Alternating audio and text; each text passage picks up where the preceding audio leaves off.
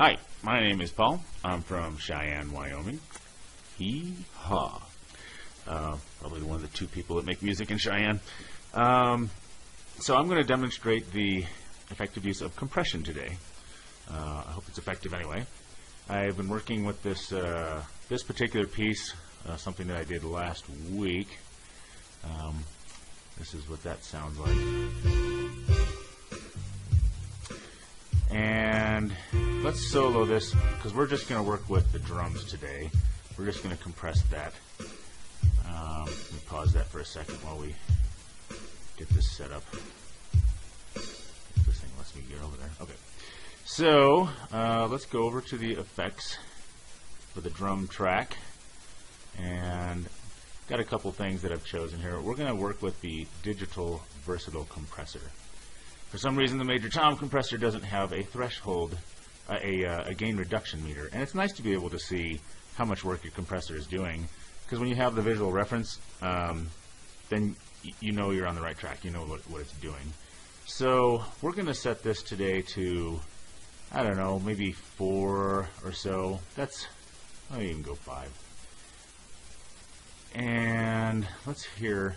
We're not going to hear what it sounds like until we set the threshold. Right now it's not doing any work. So once we set the threshold to, I don't know, let's say, is this going to move or not? There we go. It's a little slow for some reason. Set this to, now you can actually see here on the gain reduction meter that it is working a little bit, but not enough. We actually make it work. So we're going to continue until it's actually doing something, about there or so. And let's adjust the gain so we're not clipping.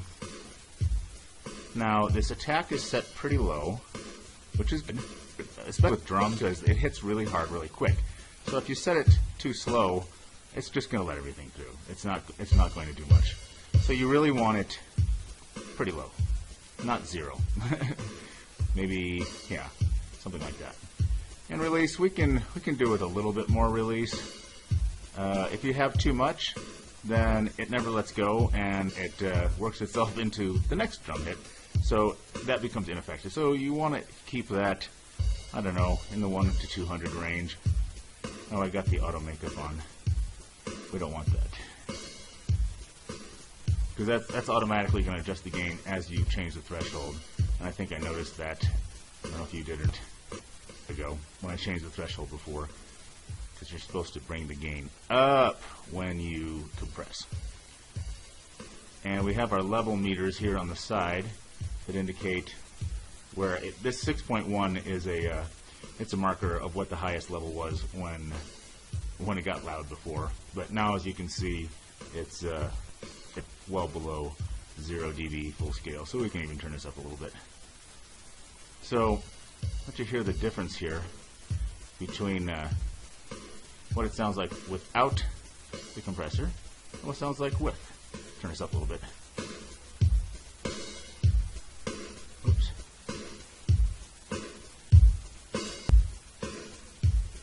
Did you notice that the drum hit, the kick drum hit? Really big difference. This is evening out. This is reducing the dynamic range, and that's what we want. We want we want the louds to be a little bit quieter, and we want the quiets to be a little louder. A nice even sound. It definitely doesn't change it, alter it so much that it's not musical. It just makes it a little easier, a little bit easier to listen to. So that's it. Make sure that you set your threshold to a realistic level for the piece of music that you're working on.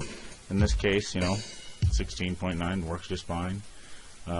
Your ratio set below 10, otherwise you're limiting it. And a fairly fast attack time for drums, and a moderately low release time as well. All right, I hope that does it. Hope you learned something.